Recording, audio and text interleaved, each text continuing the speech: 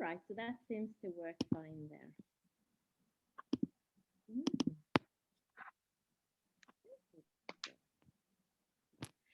All right. So shall we start or shall we wait a couple of minutes?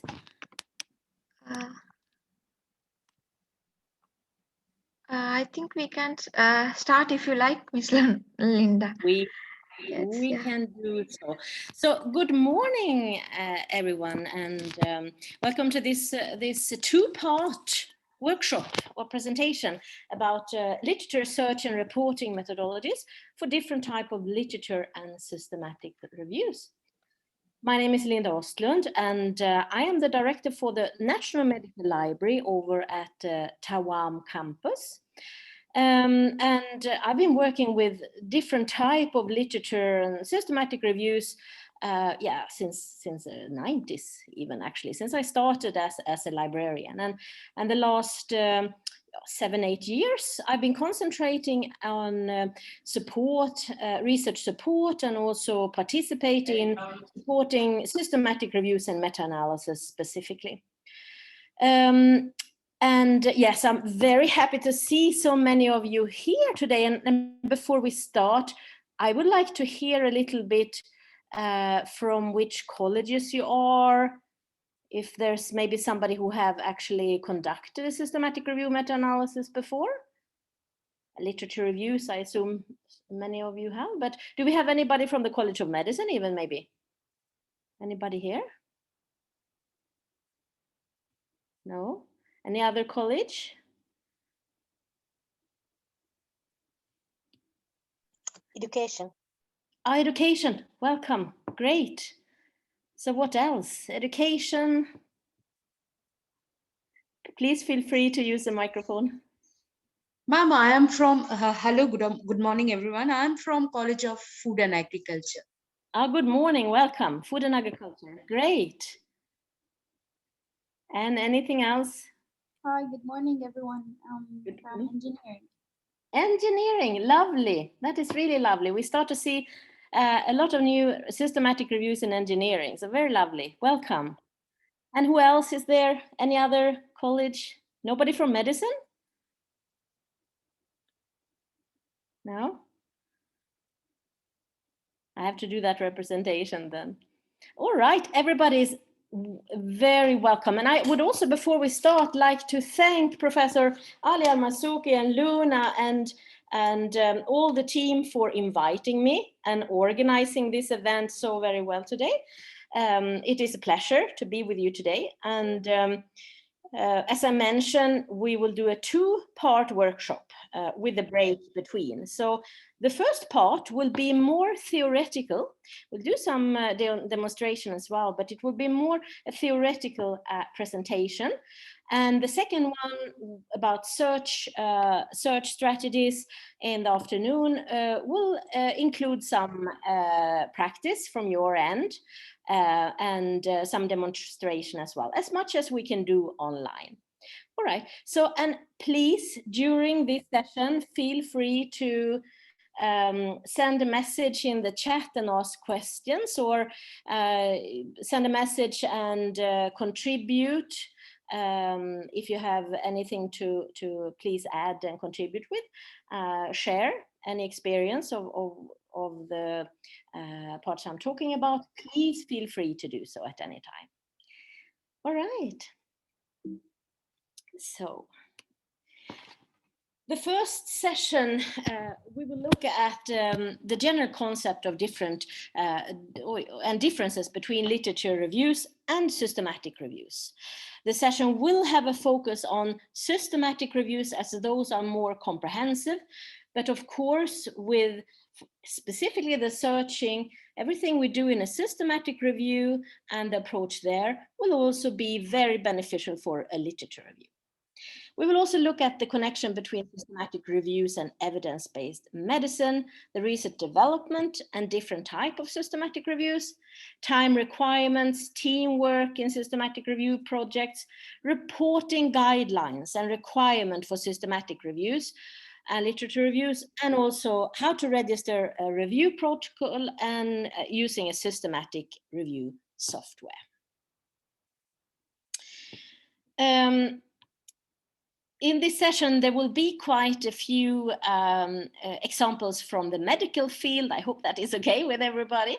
And to be a little bit more, have some little bit more specific search examples and examples of how to conduct a systematic review. And while I'm presenting, you will see also the reason why there are more medical guidelines, etc., for systematic review. So I have tried to make examples that is probably interesting for everybody. And the same thing that I'm doing, the same thing that I'm showing in medicine is also useful in any other discipline. But medicine will be the focus for our examples today. So a lot of times you hear that the term literature review is used for many different types of literature-based reviews. And sometimes it's confused with systematic reviews and other form of literature-based reviews that builds on totally different methodologies than a literature review. So I think it is important to recognize that while you can call these literature reviews, there is a huge difference in conducting a literature review and conducting a systematic review. There's also many different formats within those two categories, with literature reviews, mini reviews, for example, are connected, and you have in the systematic review area, we also have rapid reviews, meta-analysis, scoping reviews, umbrella reviews, and living systematic reviews. And these are the most commonly used review types. There are others as well, but they are the most commonly used. So if we start with literature reviews, many of you probably already have done literature reviews. So they are very common in all different disciplines. And this critical evaluation of scholarly sources, published sources mostly, doesn't have to be, but mostly it's published sources, within a specific research area or matching a specific research question. And literature reviews is not to be confused with an annotated bibliography, because it's not just a summary, it's also an evaluation component, and also to connect and use the review of the literature to make a statement connected to the research questions. A literature review aims to highlight a specific problem or topic and put original research in context, identify eventual research gaps, and suggest further research. And it can be a part of a study, for example, an original paper, research paper, or a dissertation or a thesis. But a literature review can also be a separate, specific publication type to publish as a separate paper and manuscript.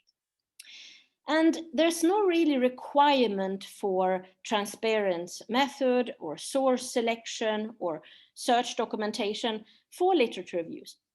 You can basically pick and choose whatever you like that is reasonable and also will help you to support your point or identify research gaps, etc. But you do not have to report how you have searched, why you selected certain literature, and what you selected, etc. So that is free. So the literature review basically follow the steps of the process and the structure required for a literature review, which is much more open than a systematic review, as we see.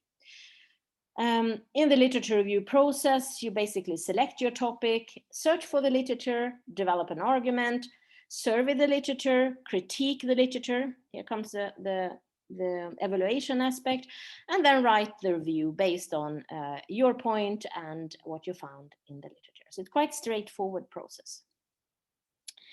When it comes to systematic reviews, they are very strongly connected to the medical field still. There is a change though, but historically speaking, and that is not so far away back in time, it was within the field of medicine, or specifically evidence-based medicine, that the development of systematic reviews has taken place.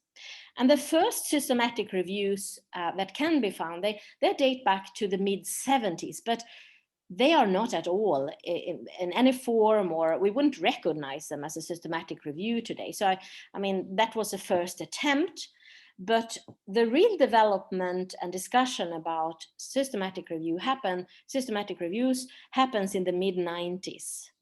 Alongside with the development of evidence-based medicine. And still in the mid-90s, there were not a lot of systematic reviews published, but that was when this form of research was highlighted as a source for supporting evidence, research, and in practice. And you see, I have a photo here of David Sackett.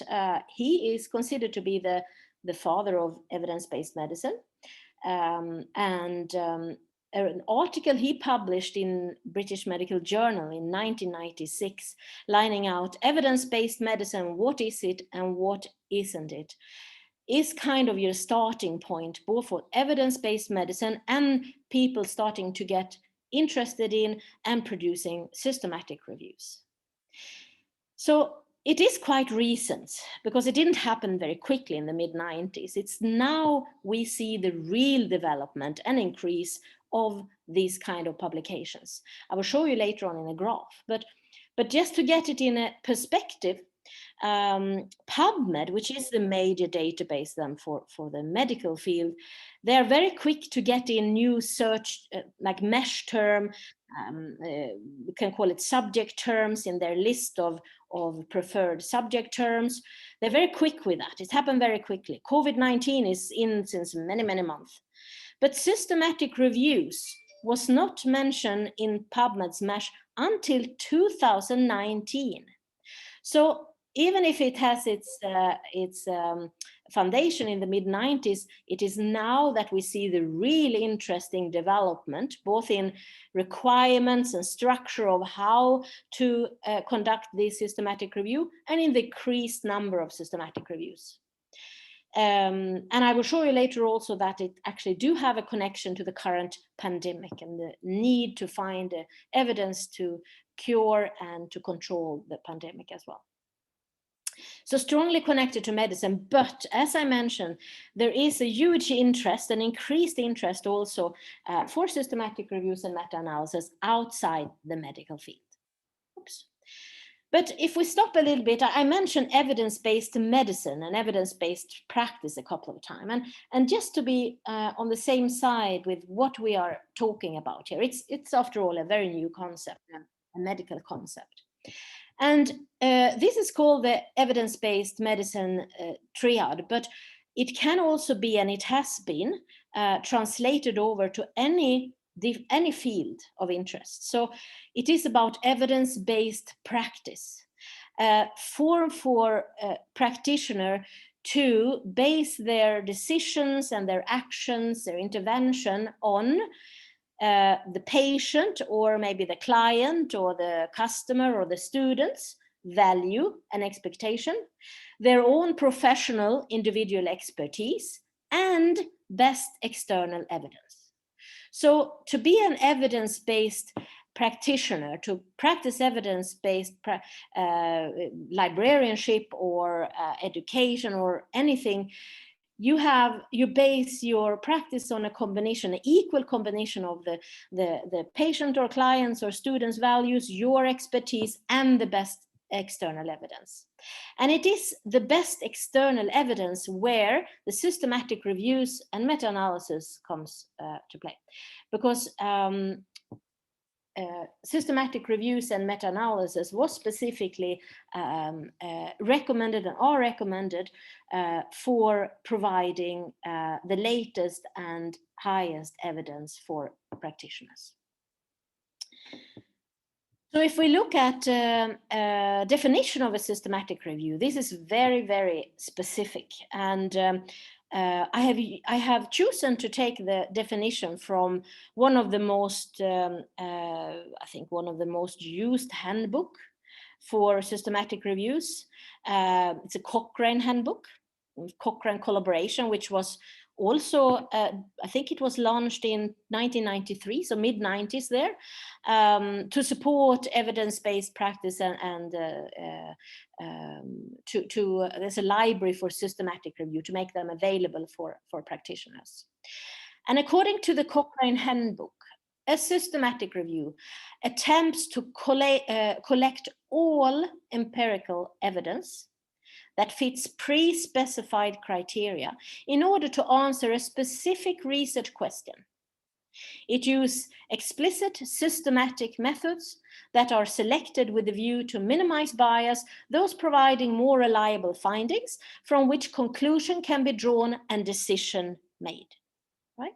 So compared to a literature review, then this is quite a lot more specific, and the aim is to collect everything, all the material, all the articles that matching a specific research question, and also pre-specified criteria to even make the research question clarified. Can be like, for example, if you include children in your study or not, if you will include if you have a if the population study need to be follow up in a certain time frame, etc. So the specification for the research question, and the research question itself is much more narrow than in a literature review. It's a very narrow question, and all these requirements are aiming to support the minimize risk of bias, because specifically, if we connect back to the development in medicine, it is very important that clinical decision taking to treat a patient is not a personal opinion. It's nothing that somebody felt would be good. It should be really high quality research with minimum risk of bias. So it should be built on the best available evidence, everything that is possible to find, and the whole process is also, as we're going to see, very documented and transparent. Many systematic review, they also contain a meta-analysis, and that is a statistical method to summarize the result of the identified studies. So you can either choose to do only a systematic review, or you can also add on a meta-analysis to get a better statistical overview over collected empirical finding that you have found in the literature you used. And systematic reviews then is considered to be the absolute top, the highest evidence for practitioner. That's the highest level of evidence. You can see here, this is from David Sackett that I had on a picture earlier, the father of EBM, and his illustration here of a different type of research where systematic review are on the top in the pyramid of evidence. And what we do in a systematic review is basically that we collect all individual studies that is matching our research question. So here, for example, to the left you have a study from Saudi, very well made study about mental health among healthcare providers during coronavirus. Super interesting for us and for Saudi and for the world. But on the other hand, then, if we also add a study from, where is this? This is from Wuhan, it's China, and we can add a study also from UK. In general, this will provide stronger evidence. It will, for example, be a larger geographical area. It will also include more participants in the study and other things that make a systematic review, connecting and collecting all these great studies conducted all over the world together in one result as a much stronger evidence than one single study. And in practice, systematic reviews support evidence practice and clinical or professional decision making.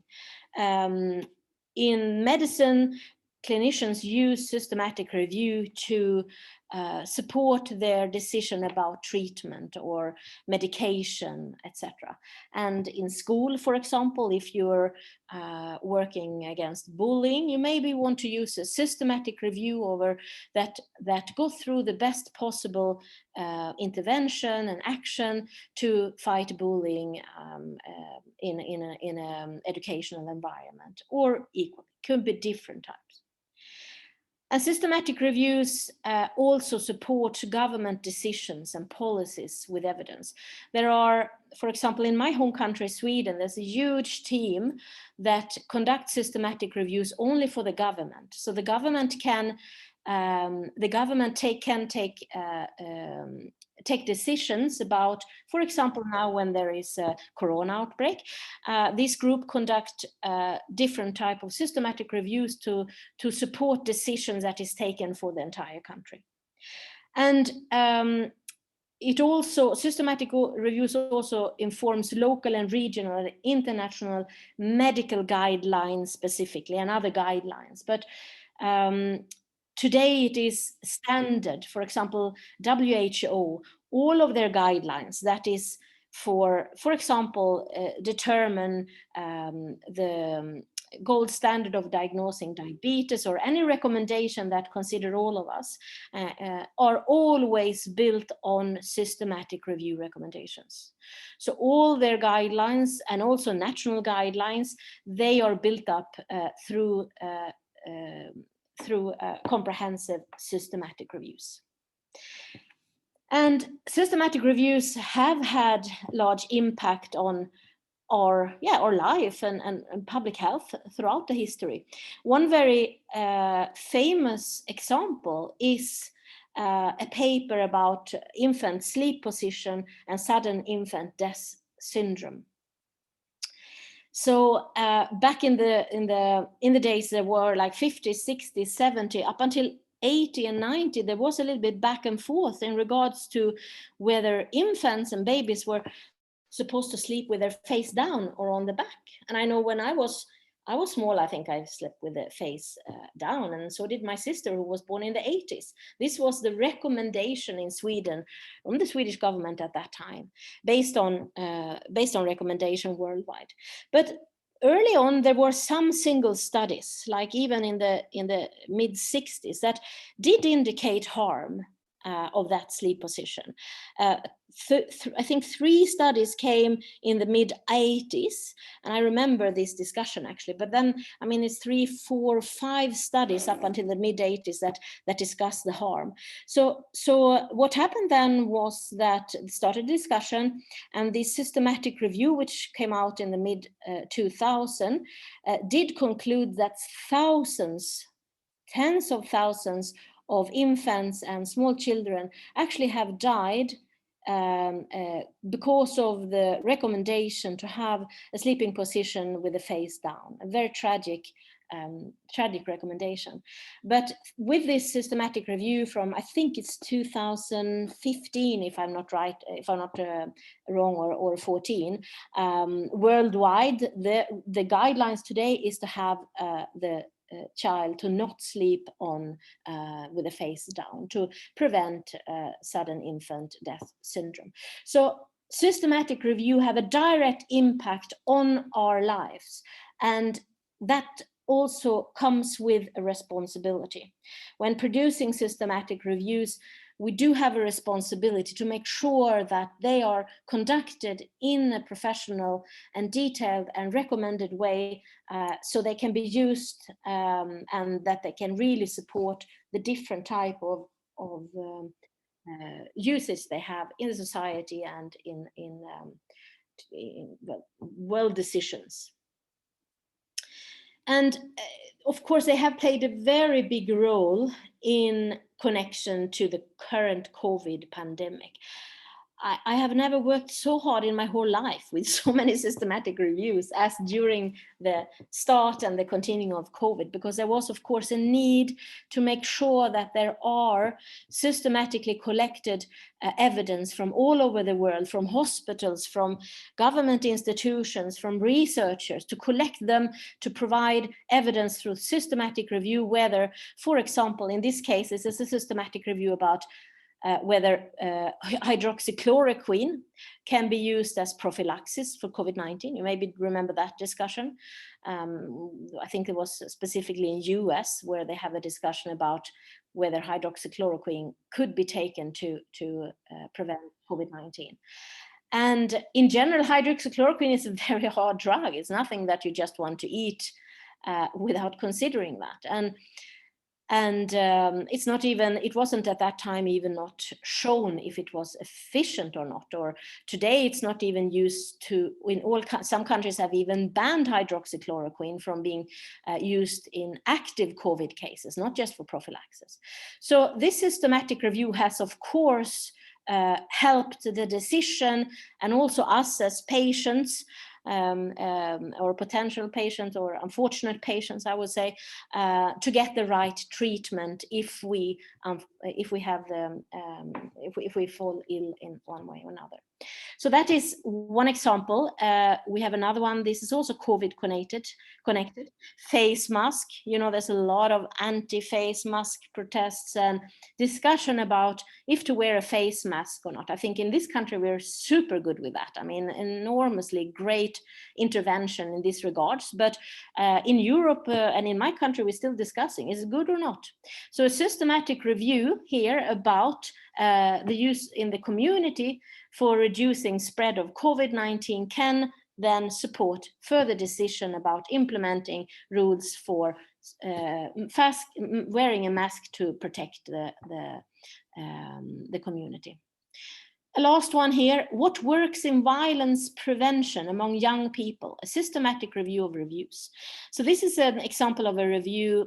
All of them are very recent, and this is one that is published then that could probably support social workers who works about preventing violence among young people. And through this systematic review, this practitioner can get support in what has proven to be efficient in the research worldwide, selected and reported in this systematic review. So not only medicine, many different areas. And as I mentioned, in any context, specifically maybe in medicine where it's about life and death, but in any, I mean, if you have a business, you want to make sure to have good decisions, right?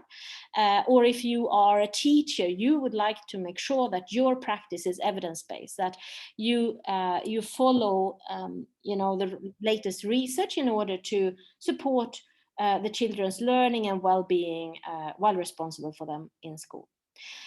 So our responsibility when conducting a systematic review is to really try to find everything that is published in a certain area and to apply the systematic methods and use the reporting guidelines that is required to minimize the bias of the study. Before we go even deeper with systematic reviews, I'm not sure this is very clear, but I will leave it. I will share this PowerPoint with you if you're interested later on. We'll leave it to that. But let's just check a little bit what is the difference of then literature reviews as general literature reviews and systematic reviews.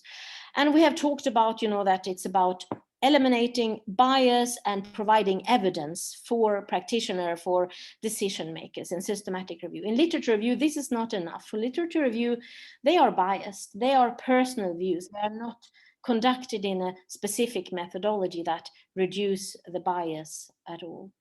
And a systematic review is just provide a summary of the topic, while literature review provide a summary of the topic, while systematic review answer very focused clinical or other question to eliminate bias. the questions are very clearly defined in systematic reviews, and we use also in medicine, and I'm sure there's in other disciplines as well, a specific guide or method to develop the research question, where we develop it using a Pubmed method, a very common, where the research question should include information about the population or the patient, an intervention, a comparison if there are, and the outcome. Sometimes added an S for study design, studies included, and a T for time frame if that is as well. So you have this kind of methods to support constructing a really good focus question. And when you conduct a literature review, you can do that by yourself. You can fix one over a weekend if you work really hard, or a week or so. But in systematic reviews, the requirement is to at least be 2 people, or 3, they say in this table here.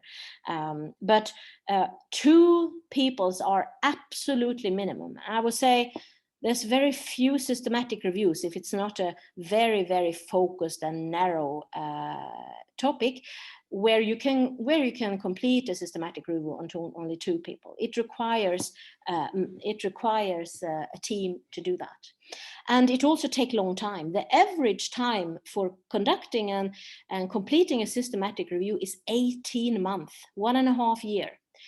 And when I mention that in my workshop, they say, "Why? You know, that's no, doesn't need. We're quick, we're fast, and we will fix it." But I have been involved as a co-author in over 60 systematic reviews past 7-8 years, and there is only 2 that ever have been completed before 1.5 years. Most of them have taken like 2, 3, sometimes 5 or more years to complete. It is a time-consuming project, and it is also important to allow that time, because to be able to go through all the details needed, it needs attention and time. The one that we completed quicker was during the pandemic. It was this summer, and we were isolated. We were working night and day super hard. And I worked together with a team I worked with before, with very skilled researcher. We all had experience from many systematic reviews and meta-analysis before.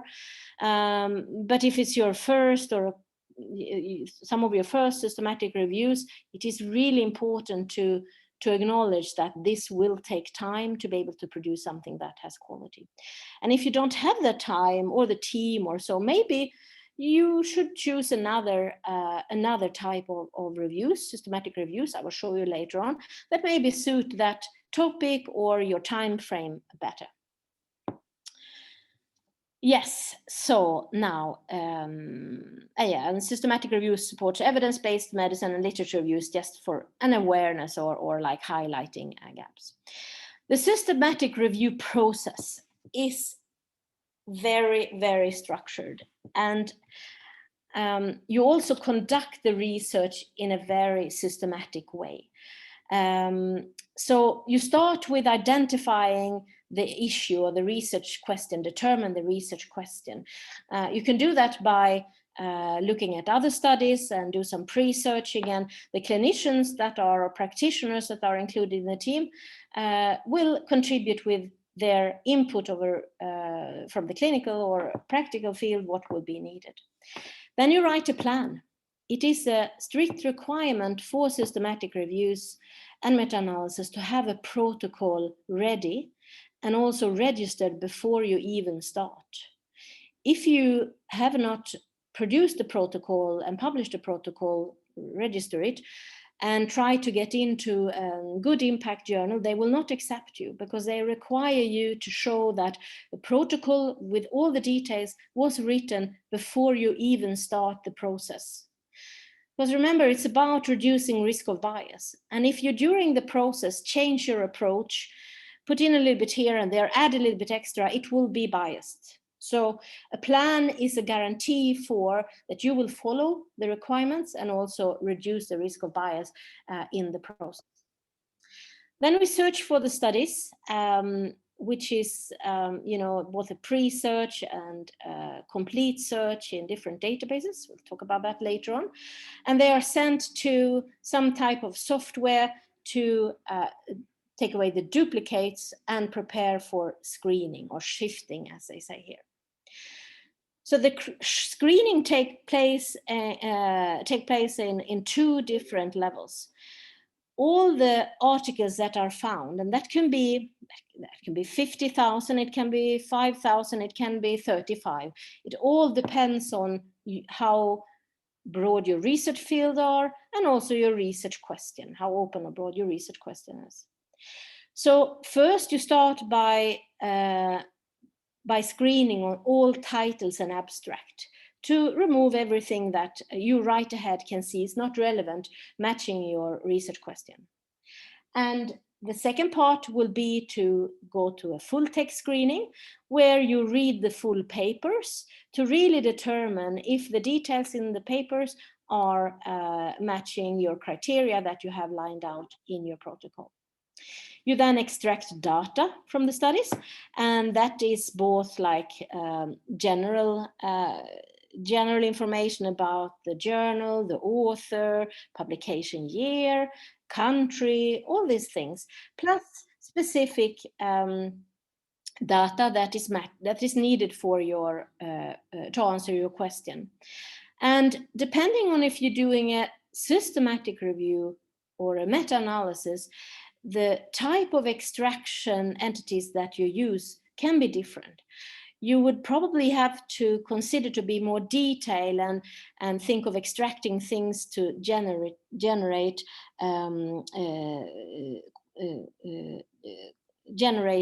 metrics that you can use, data that you can use, statistics for the meta-analysis, which will be more specific than if you only go for a systematic review. So more quantitative data. So then you combine all your data in a systematic review or a meta-analysis, and you provide a discussion, and there you go, a systematic review. So this is the process. This is a general process to go through the review. And as you can see, it's much detailed and have more components than a literature review. The structure of the paper then follows approximately the same. It's the same in all journals with some few exceptions, because it's a very fixed format. So you have your title and abstract and maybe, you know, like highlights of your review, the background, objectives, and then the methods. And you can see here with the indication of the size of these boxes that the methods part is actually the largest part. It includes the search strategy, details about the selection criteria, participations, interventions, data collection methods, how did you do, quality and risk of bias. All these kind of things are very detailed, documented, and take a large part of the paper. The results, discussion, author, conclusion, and all figures. There are a specific set of figures that is required to report. We'll look at that later on, and also tables to support a full transparency of how the extraction what have been extracted, etc. I'm sorry. And what does take time? Well, we can see it's comprehensive. Excuse me. This is a more breakdown from Cochrane Handbook again. And this is based on a year. And remember that Cochrane itself actually is the one that has lined out and did calculation for that. It takes 1.5 years in general. But if you divide it in a year, you can see that year 1 to 2, we used to prepare the protocol. It does take time, and it's so important. Sorry, month 1 and 2, of course, not year, thankfully. And because this is based on a full year. And then the search take place between month 3 to 8. So several months where you go through the search. And for me, who has a lot of practice, and this is my main profession, I have taught and conducted advanced searching both in library school and in medical school over 20 years. Still, a systematic search takes me months to put together. It is nothing that is done quickly. It has to be very very detailed, tested, and put together in order to demonstrate that the best possible evidence has been found.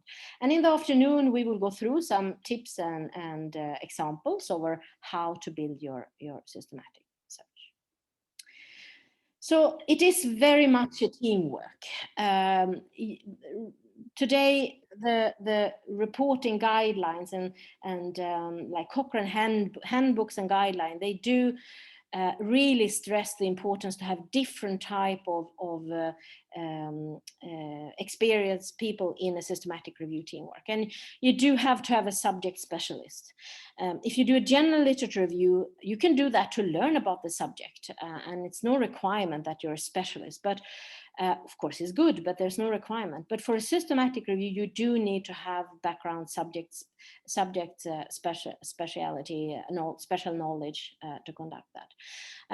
But if you're a clinician or a practitioner, it's also good to have researchers on board that have experience from the systematic review methodology, which is also something that us librarians help out with, together with the search and registration, preparing a protocol, the publication process, checking what is required for certain journals, and all these things connected to the methods and the search and the publishing and preparing the manuscript, writing up the manuscript as well.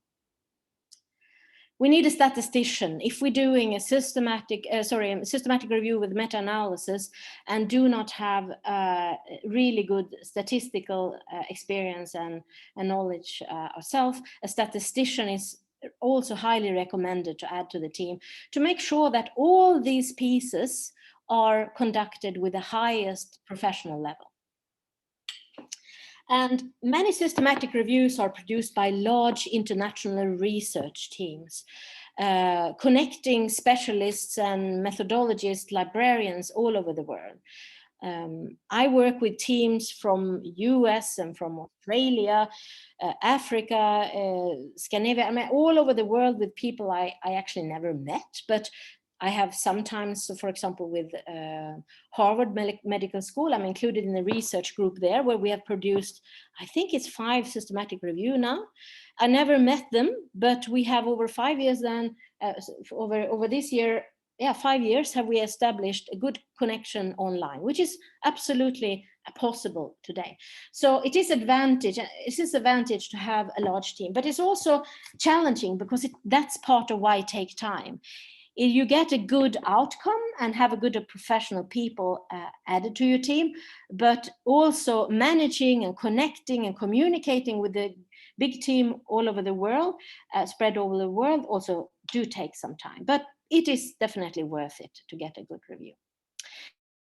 So I mentioned in the beginning, I will show you some examples and graphs over how the development of systematic review is happening right now. And here we can see I've used Scopus, database Scopus. You may be familiar with that.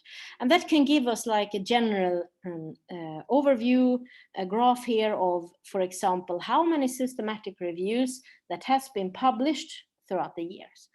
And I choose 1990 as a starting point and 2000 there. And you can see that, it's a little bit too narrow, the graph here. We can't see how many was published in the 90s, but you see in the early 2000s, so it went quite slow up until like even, 2000, after 2010. You can just see 2011 compared to 2020, a huge difference. Last year it was 29,436 systematic reviews published in Scopus. And if we go to 2015, it was only 10,000. So a third, it's like tripled in 5 years, a triple number of systematic reviews published in these last 5 years. So it is definitely now it is happening. It's now we see an increased pressure of publishing systematic reviews to support different type of decision making in the society and for individual practitioners and researchers, and and it is spreading also to other disciplines. If we look at a subject breakdown, now I still have 1990 to 2000 here, so the majority is medicine, and it is still this year, most systematic reviews and meta-analysis are produced within the field of medicine, supporting medicine. But you can also see that nursing and pharmacology, agriculture, social sciences, I know education, there is a lot of discussion about, you know, to work more evidence-based and to find a framework for doing that. So education, we have seen a lot of really interesting systematic reviews coming from. IT as well, computer science, health professionals, biochemistry, and we can look here specifying the others. We see engineering as well, environmental science, art and humanities, business, yeah, every different discipline. So there is, and we will see, I am sure we will see a difference in regard to the focus of medicine in the future, where other discipline also will start to publish within that, within systematic reviews and meta-analysis. And we see that right now as well. So some practical examples again, some examples of new, I just took some random latest publications that I found in Scopus here from other disciplines. And here is within, it's Journal of Cleaner Production.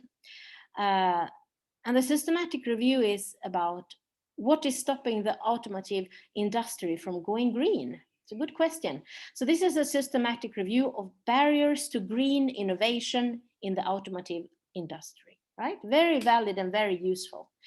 Here we have undertaking stakeholders' attitude, need and trends, understanding stakeholders' attitudes and needs and trends in accessible tourism, a systematic review of qualitative studies, and exploring the trends of educational virtual reality games, very hot topic, a systematic review of empirical studies that can support education in the education field and also maybe computing. So there are more systematic reviews on the way in the medicine and other fields. And now, so far I've been talking about systematic review as one form, and that's the example that I have shown you here. And that is the most common form for what we generally publish when we do a systematic review. But there are other formats as well that is growing and come up as new alternative to systematic review. And we have, for example, rapid reviews. And rapid reviews, they do follow a systematic approach, but rapid reviews are used a lot in government. For example, in crisis or something, or in this pandemic, they want to have quick evidence. They want to have quick information. They cannot wait 1.5 years, right? So rapid review follow the structure of a systematic review, but it's an even more specified research question. It may be looked at, here you see about a policy or a practical issue. It may be looked at limited resources, a few databases or a certain set of policies or something, and limit to maybe only English language and a few sources to give just a rapid recommendation to start with before proper systematic reviews are published, where there is an urgent to get a quick recommendation. And that is quick, 5 weeks, 1 month or something like that. And then we have overview of reviews, umbrella reviews. I think we had an example of that earlier. It was the violence and in adolescence, I think. That was a systematic review of systematic reviews, also called umbrella reviews. So basically it is what it sounds like. It's just taking all the different systematic review. You do not do a new search, but you build a new systematic review of the systematic reviews. Not so common, but still used. And that also takes at least 12 months, or can take shorter sometimes because you don't do a new search. And a meta-analysis, we have mentioned that already. And if you put a meta-analysis on top of your systematic review, you will definitely need 12 months plus to do both of that. That's a little bit time-consuming process, not just the meta-analysis itself, but the way that you extract information to get the right data to build the meta-analysis on. And the last one that I have here, it's not all, but the last and most used one, list of most used one, is scoping reviews. And scoping reviews are a more wider approach to a systematic review. It follows again the systematic review process, but the question is a little bit broader, and it could be in an area where you don't have enough evidence to build a systematic review. Can be a new area, can be an area that is limited to a certain geographic restriction. I have one student, for example, that collaborating with that, looking at bullying in UAE. And in this case, there is not so much published. And it is very valuable also to not just get a systematic review with a few articles, but to have an overview. So in a scoping review, you follow the systematic approach, but you include more studies and you summarize it more in an overall overview, matching more a literature review, but with systematic methods. You can start with getting an idea over how the field is look like. And many people use a scoping review also to determine the research question for a systematic review, starting to map the field, take some conclusion, identifying gaps, and then identifying also a specific area within that studied scoping area to continue with the systematic review. But the latest form of systematic reviews is living systematic reviews, and these are, as its name indicates, and it's periodically updated reviews.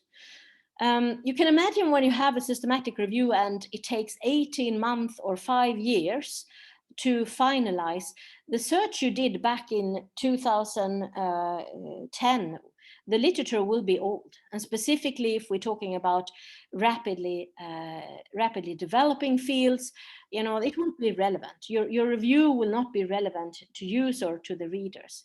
So systematic reviews, we always update them, but a living systematic reviews updates very regularly, and it has increased in popularity during the COVID-19 pandemic because, what we know about hydroxychloroquine for 6 months ago, or a little bit more, is very different, as an example, for what we know this medicine can do or cannot do to the patients today. It's been a change.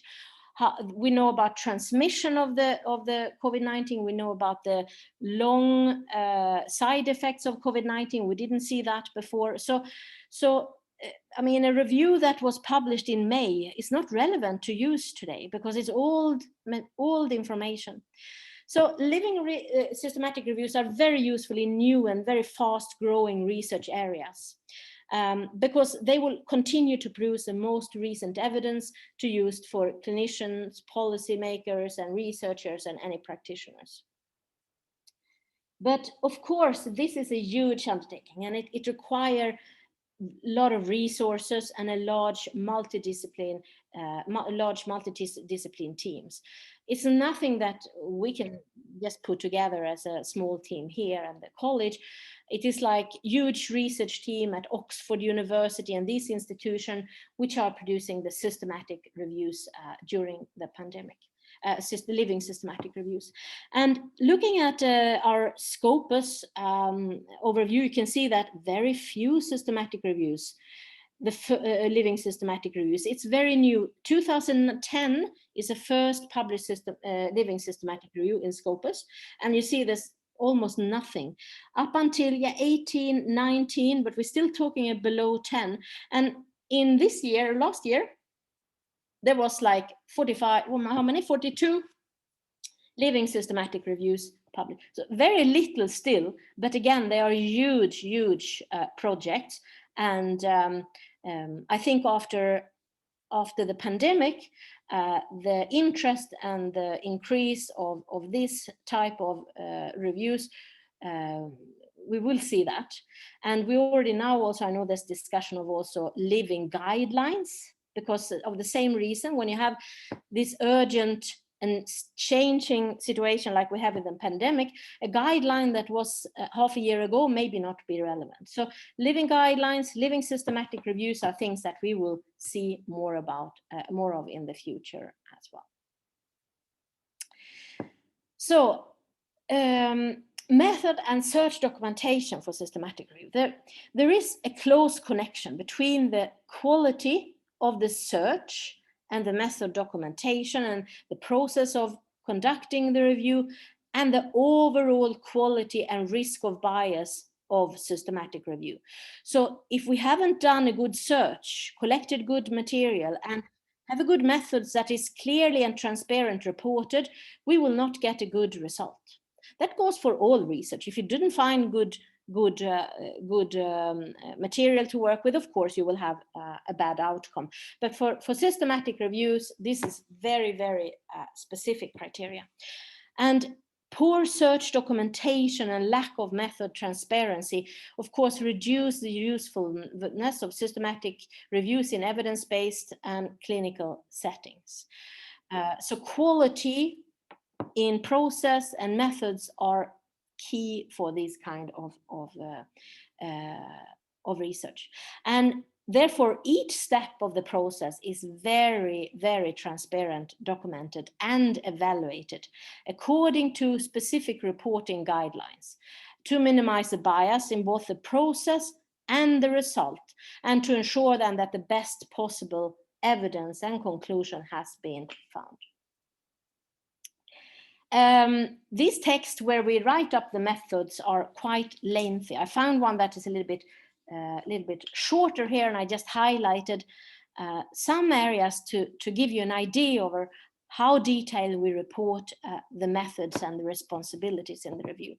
So this is for the searching, where we mention where we have searched, what language we include, exact which search techniques we used, which date we have searched, in which sources, how many sources, who has done the search, all of these details. If there's a filter applied, etc. So here we have said that the comprehensive search of 7 electronic databases, which they are, the name of them, was conducted by LÖ, which is myself, between March and April 2020. So that's the introduction. And then we continue to give the details over that part of the process. Then in the actual paper, complete and detailed document with all the databases included, and their search string and notes and results are also required to be provided. So you both describe the whole process and the techniques used in the search, and then you provide evidence and a transparent and reproducible search string for each database. When it comes to the screening and selection of sources, it is the same. And this is another text where we say that following title and abstract screening, the full text of the remaining articles will be sourced by LÖ and updated in Covidence software for review by the same 2 independent reviewers, IG and AA. Any discrepancies will be resolved by a 3rd reviewer who has not been involved in the full text screening process. So who is doing what, in which software, and to really make sure that it has been done independently, blinded, and that one person, the person who's done the search or upload, will not be the same person who do the screening or the same person who do resolve conflicts. Because if you split up and have different roles in that, further blind the process itself, which is important, and that will make sure, and that will be that we're reporting on how we have worked to minimize the risk of bias in the process itself. So you can see this is so much more detailed than what you have to do in a literature review. And for the screening, search result screening and selection process, you also have to create a flow chart to demonstrate how much you have found, how many duplicates, how many you have screened in a different processes, and what of that was excluded, by which reason, and included. So both, again, a description in the methods and a figure that support and give the details of that.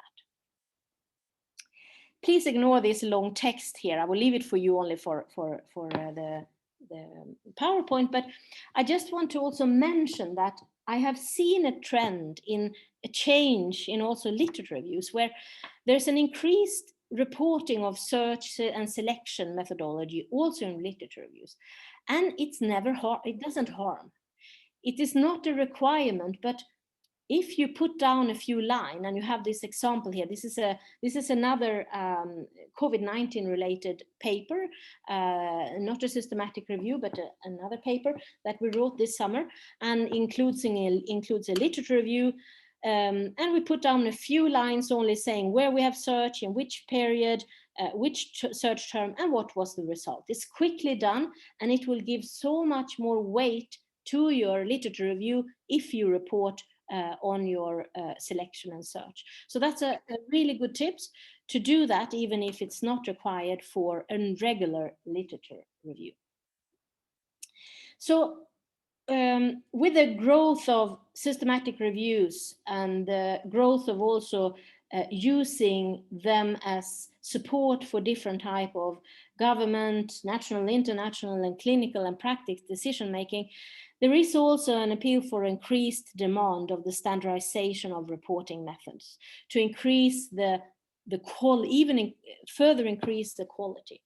And the general aim of those is to enhance the quality and reduce the risk of bias in published studies by emphasizing standardized, transparent reporting of the protocol, the preparation, the search process, the screening, and the analysis.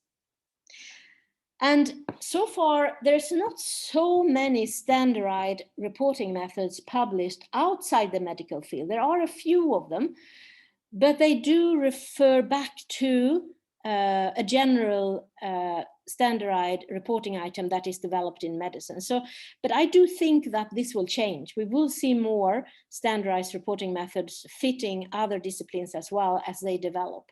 But so far, the medical standardized reporting is used and a little bit modified also outside medicine. Cochrane Handbook from '96. You see, this is new standardization. It's not really standardization, but it's kind of a standard handbook for how to conduct systematic reviews that are referred to and used by almost anyone who's doing a systematic review. 1999, there was a quality of reporting of meta-analysis, CRUM, standard released. And we have the MOOS, meta-analysis of observational studies in epidemiology. You see, they are very specific. They came in 2002. But in 2009, they released the Prisma, preferred reporting items for systematic reviews and meta-analysis guidelines, which is the most used guidelines within and outside medicine.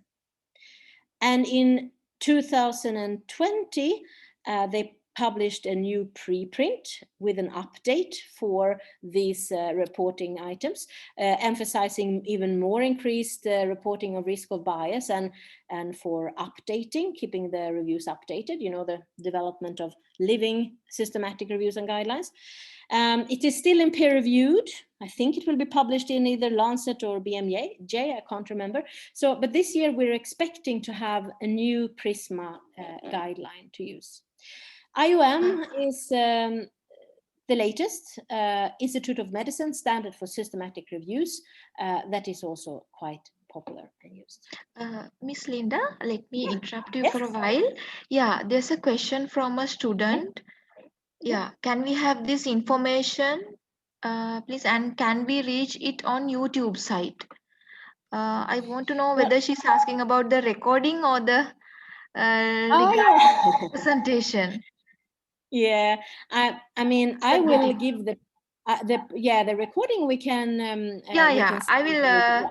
Let me send the YouTube link for the YouTube channel of CGS. We can do that. So, yeah. And then I will also go through. I will share this presentation if you would like. Yeah. With all the because yes, I know this is a very theoretical and quite compact session. So I will share this PowerPoint and also with the continuing now, looking at the guidelines and some of the tools. I will also share the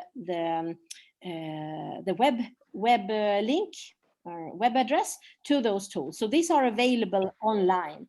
Cochrane Handbook is also available online, an older version, and all of the others are published online for free. Yeah. So I hope that answered the question. Please bring more questions. Yeah, thank you, Ms. Linda. No. And this recording will be not available today. You all can check like within 2-3 days in the YouTube channel, the recording. Yes. Oh, that is lovely. All right. Thank you, Ms. Linda. Thank you so much. That is great. All right. So if we look at the Prisma, then, as I mentioned, this is used for this. When there are other guidelines outside medicine, they do refer to Prisma most of the time. And Prisma is also the preferred and required reporting methods for many journals. Now I have mentioned the medical one here, Lancet, British Medical Journal, the Journal of American Medical Association, Annals of Internal Medicine. They all require or ask you to, it's a preferred method. Some of them, like BMJ, you won't get published if you don't follow the correct Prisma reporting and have all the details included and reported that is required. And I've seen throughout the years I work with this that more and more journals are strengthen their requirements for reporting and the quality of the reporting of systematic reviews, and Prisma is the #1 guideline referred to. Prisma is, and we can actually go live as well, but I will just show you that Prisma is like it's a statement. So you can see here on the website that is showing on the in the PowerPoint that it's a Prisma statement, extension, translation, protocols, endorsement. So there's a lot of information to read about how to conduct and what is required when you're working with systematic review. And I would say that to read this Prisma statement and look at this website is a really good start if you're thinking of doing systematic reviews. Some key documents, you see they're even mentioned as key documents here. And the two main key documents is, it's a list of 27 preferred reporting items for systematic reviews and meta-analysis. It's like a checklist. And then there's a screening and selection flow diagram. I'll show you those just in a bit. And then all the help and tips and support for how to fill this out and how to go about when using these guidelines. And as I mentioned, there will be a new guideline. I think it will still be called Prisma 2020 that will be out pretty soon. You see the web address under the screenshot there, and it is a free resource where you can access from anytime. The Prisma checklist looks like that. You can download that. You see here your key documents. You can download the checklist and the flow diagram template. And the first page of the checklist is a 2-page checklist. It's basically take you through. It's a very good start to kind of get the understanding of what is required when I write a systematic review and in which format, because this also follow the format of how you write the actual paper. Start with the title, abstract, introduction, and then the methods. And you will have help here with the checklist, not only to make sure that you have included everything that is required and it goes in a certain order, but there are also help explanations directly in the checklist and on the Prisma website to help you to understand how and what you have to include under each area. And you can see you have to report this. So when you're submitting the paper for the journal, it is required, and if not required, always positive to have a checklist appended to the review, indicating on which page you have reported these required items. This, I can tell you, the peer reviewer will be very happy. There's always like, oh, great, thank you so much for the checklist. That's perfect, you know. And the editor also very happy if it's not requirement. If it's not required, it's it's a happy surprise for them, and it will help them to peer review. It will also demonstrate that you have been comprehensive with your systematic approach to the project. So always, even if it's not a requirement, put down, use a checklist for yourself, put down the pages where you have reported it, and send it to the journal when you're submitting. It's always good. And here is a flow diagram. Yeah. Yeah. Yes, Linda. Yeah, there's another request Please, from yes. a student. Yeah, to explain critical appreciation of literature review also. All right. Yes. So I think that is a really good and very interesting area, and it's of course part of the evidence-based approach to appraise the literature, the papers, and the systematic reviews also that you are using, to make sure that they keep the standard. Now, I think that is a different. We will need more time for that. It's nothing that I can cover in these 2 sessions today, but that is maybe something that we can arrange another workshop on. I also have a colleague working with me at the College of Medicine that is really good in the praising process as well. And we can offer a workshop on that further on. But unfortunately, it's a little bit time consuming. But connected to this, if you have a protocol, if you have reported in the text, and as I show here, the flow diagram, that will be a support for and a requirement for being able to do a good appraisal, right? To make sure that the quality over and what is to make sure that the review in this case includes the best available evidence, and that we have made sure through comprehensive searches and evaluation of the whole process that yes, this is the best available research. And then you maybe also in the systematic review, you do also conduct quality assessment, risk of bias assessment of not just the whole process, but also all individual studies that is selected. So that is part of the process to report on, to go through every single individual studies. I haven't added this to this presentation, but because it's a topic by itself. But you do have, as you have Prisma or other reporting guidelines, there are also risk of bias tools. 2 of the most famous one is also from Cochrane. You remember I talked about Cochrane handbook and part of the evidence-based medicine approach development. So Cochrane risk of bias 1 and 2 tool are used to appraise the quality of the selected studies. So the appraisal happen in many different stages connected to systematic review. It happens, you appraise the process, you also appraise, and I will show that in my next session, there are tools to a checklist for the search to make sure that the search is conducted in a good way. And then you also do a quality check of every single article that you have published. So definitely appraisal, quality check, risk of bias is available in all stages of the review.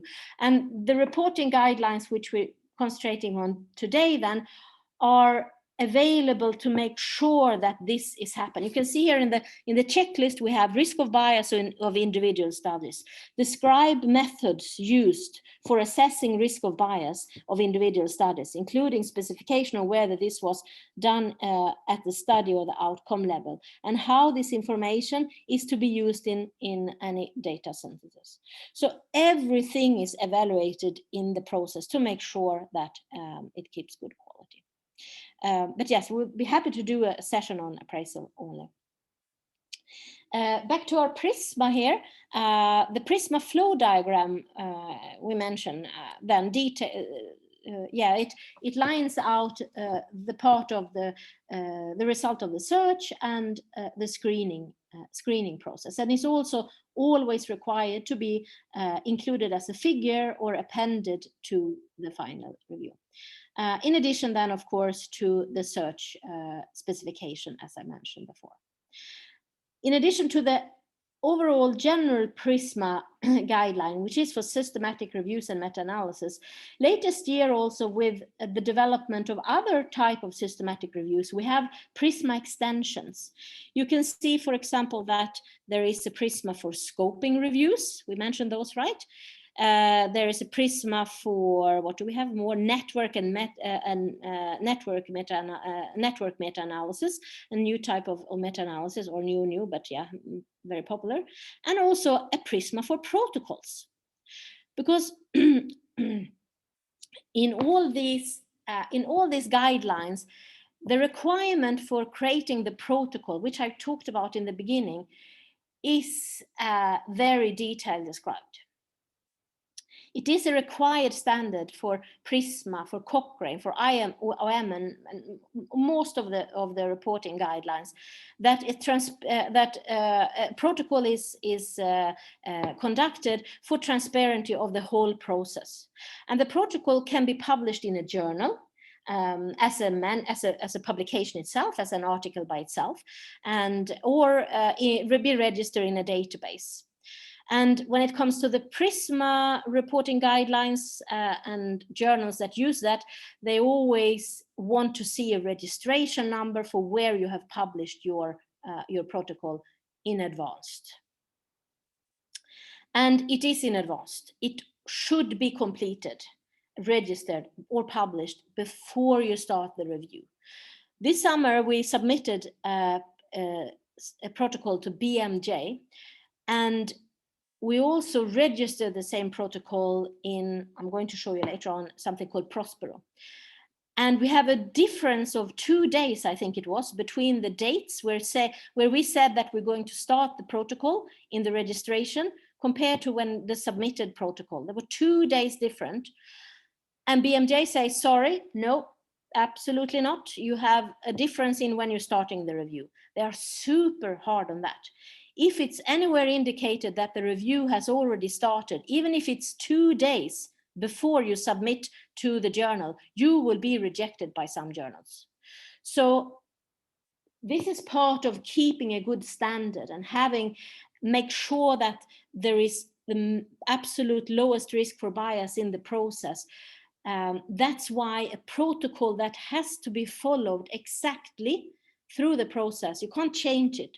It's not allowed to change. And if you change, it's up for peer review and you can be denied. So basically, you will have to be really clear on what you're doing before you start, because otherwise it can affect your possibility to get published. Of course, specifically in the high impact journals, they will not accept, as I said, even a 2 days start. We just start the searches 2 days before we submitted, and that was absolutely not. So it's we waste that paper. So it is important to be sure that protocol with the right dates and a little bit in advance dates are published. And a published register protocol also increases the visibility of your research, because as you saw, there's a lot of people who wants to do systematic reviews, and for you to tell others and the world that, well, you know what, I am doing a systematic review on this topic right now. So you do something else, right? Because the worst thing can happen, that happened to me several times, is that you're just about to publish and then somebody else publish in a really high impact journal on the exact same topic. And your chance to get published at that time or in a high impact journal goes down very drastically. So do publish your protocol. It's also for your sake to make a signal out to the world that this is what I'm doing. Please do something else, or please collaborate with me. You can get contacted with teams saying, you know, we're doing the same. Would you like to collaborate? More the merrier, and more specialists included, a better systematic review. So I mentioned that you can publish. This is one reviews we done at the College of Medicine, and this has increased the latest years only. That some of the journals, we have a journal called Systematic Reviews, for example, BMJ Open, there is Joanna Bridge, Evidence Synthesis, some other journals. They do encourage authors to publish a protocol paper before they start working on the review. And this protocol paper then follows the same guidelines as we use for, it's a Prisma guideline that we use for the systematic review. But if you can see here, the Prisma extension, there is actually a Prisma for protocol. So there is a specific help and guideline that you use when you create a protocol. It's a little bit different than the literature review, sorry, the systematic review, but kind of the same process. So we have used then the Prisma P guidelines, follow that for this paper. So with a systematic review, you can have two papers published, one the protocol and one the actual review. And of course, a published protocol will not only give you visibility, but it will also give weight to your recorded or documented research process and following published systematic review if you have get published in a good journal with your protocol. So this is right now, last years, this has become popular to do so. And Prisma, they do recommend to publish, not just publish the protocol in a journal, but also it is required to register your review in Prospero. And Prospero is a UK-based register, but it's an international prospective register for systematic reviews, ongoing systematic reviews, and also publish systematic reviews.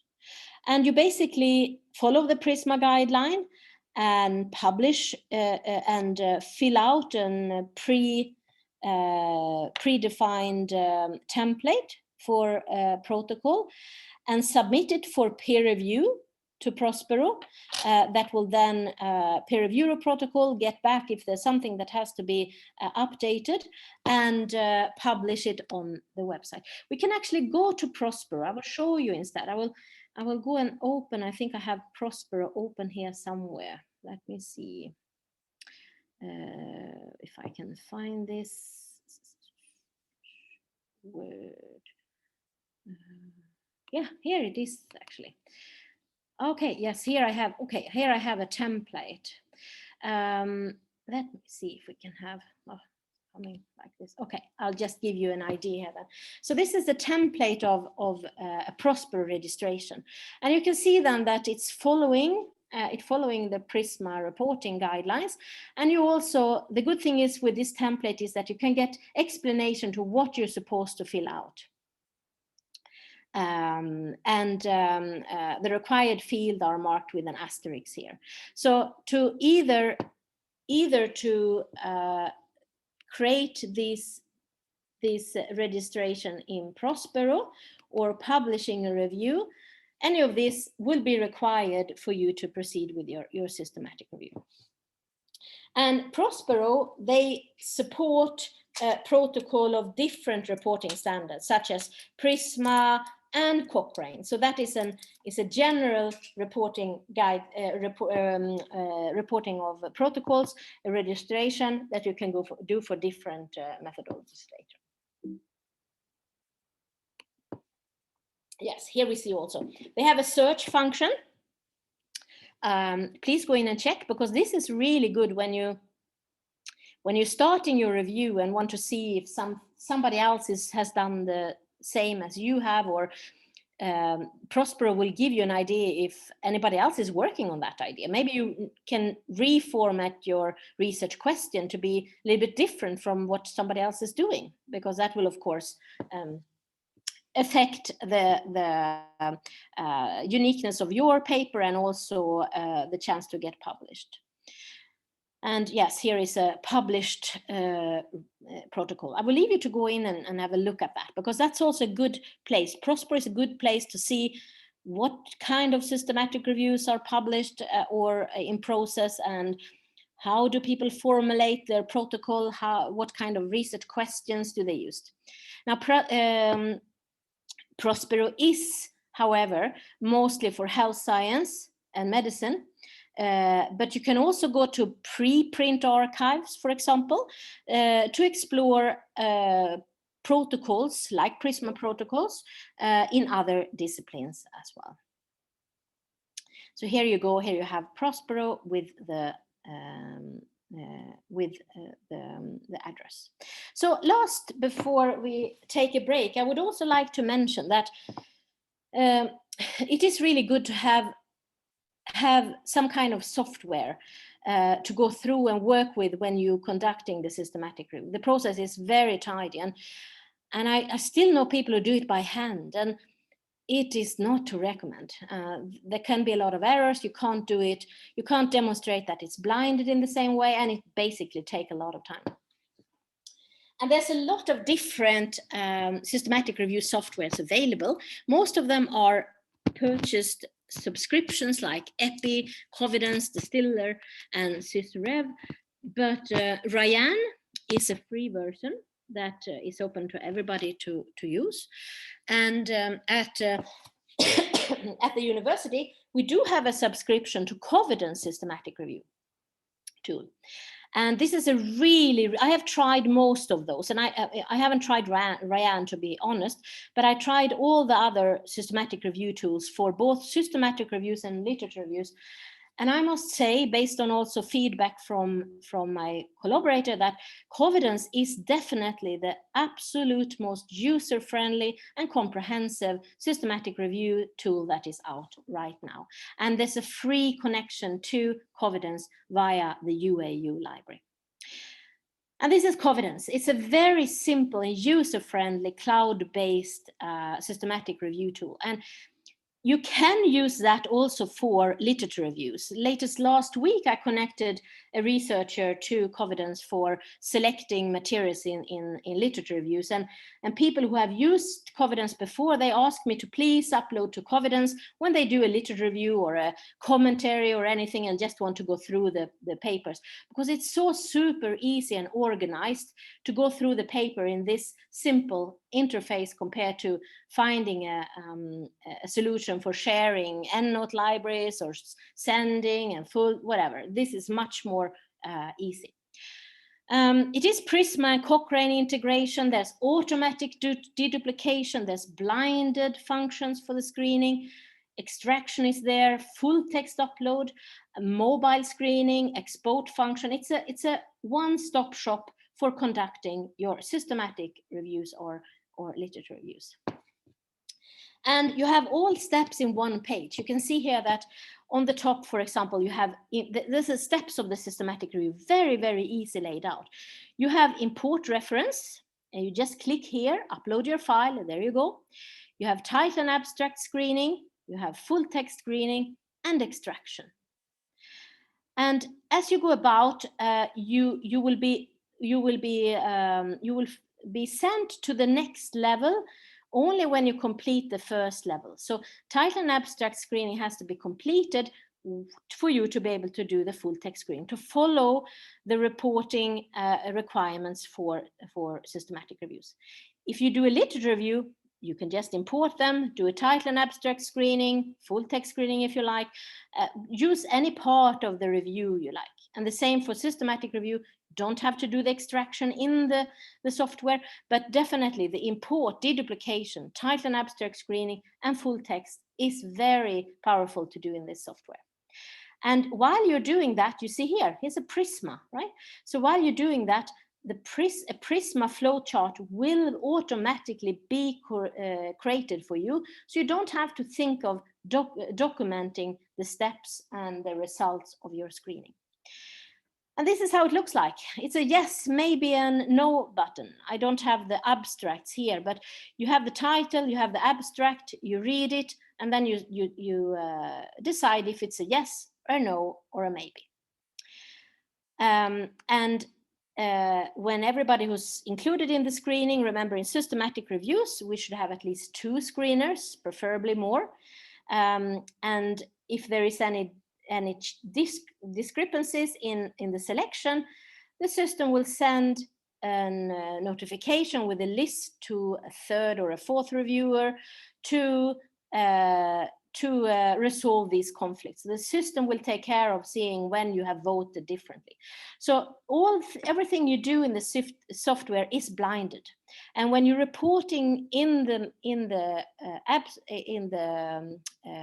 manuscript for the screening process, to mention that you have used Covidence will also indicate then that this is security for that the screening has been blinded.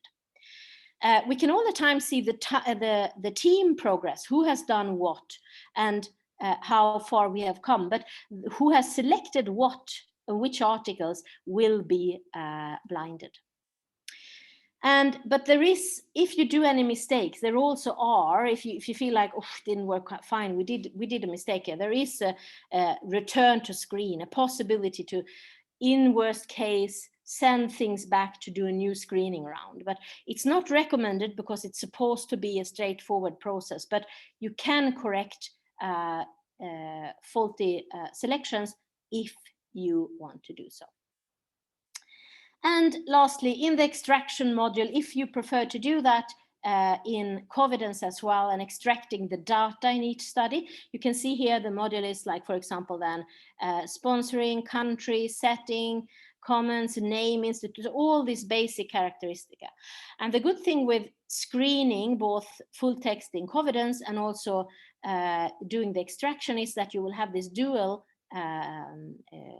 screen where you can see the full text and you can highlight and copy while you're doing the actual extractions. You don't have to work with, you know, many copies and several tabs open in your computer. You have everything in one place.